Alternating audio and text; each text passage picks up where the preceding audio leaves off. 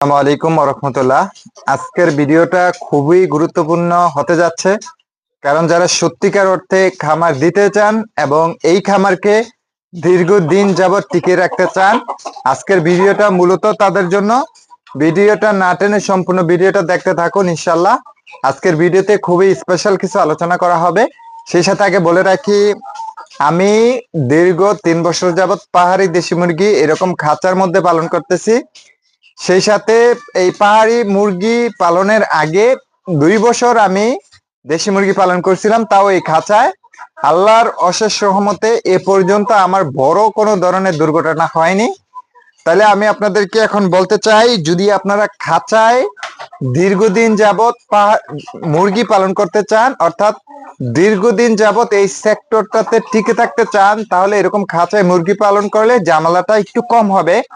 কারণ খাঁচায় একটা মুরগি একটা খোপে থাকবে, সেই সাথে যদি একটার কোনো সমস্যা হয় একটার মধ্যে সীমাবদ্ধতা থাকবে, আবার হইলেও তা ছড়াবে অনেক দেরিতে। সেই জন্য খাঁচার মধ্যে মুরগি পালন করলে দীর্ঘদিন যাবৎ আপনারা টিকতে পারবেন।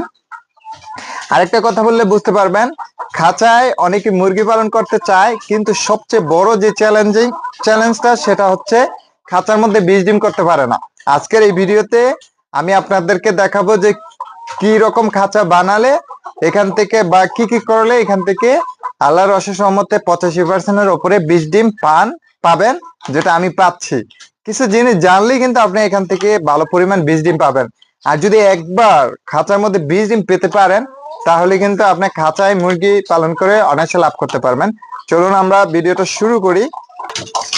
প্রিয় দর্শক, এটা হচ্ছে আমার একটা মোরগের খাঁচা।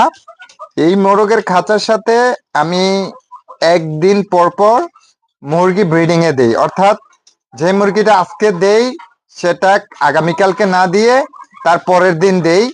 আর এই খাঁচাটা কিভাবে বানানো হয়েছে আর এই খাঁচার মধ্যে ব্রিডিংটা কিভাবে করলে এখান থেকে ভালো বীজ ডিম আসবে, সেটা এখন আপনাদেরকে দেখানোর চেষ্টা করব। তার আগে বলে রাখি, খাঁচার মাপটা কত। এই খাঁচার মাপটা হচ্ছে সব দিক দিয়ে আপনার 3 ফিট, লম্বায় 3 ফিট, পাশে 3 ফিট, আবার উচ্চতাও 3 ফিট।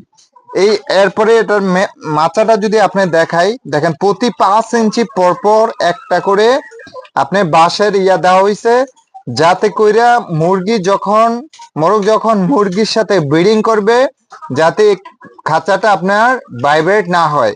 ভাইব্রেট হইলে কিন্তু মুরগির সিমেন্ট আপনার নিচে পড়ে যাবে। তো এটা হচ্ছে একটা আদর্শ খাঁচা। এরকম খাঁচা বানালে কিন্তু আপনি এখান থেকে বীজ ডিম পাবেন ভালো। আরো কিছু কারণ আছে বীজ ডিম পাওয়ার জন্য।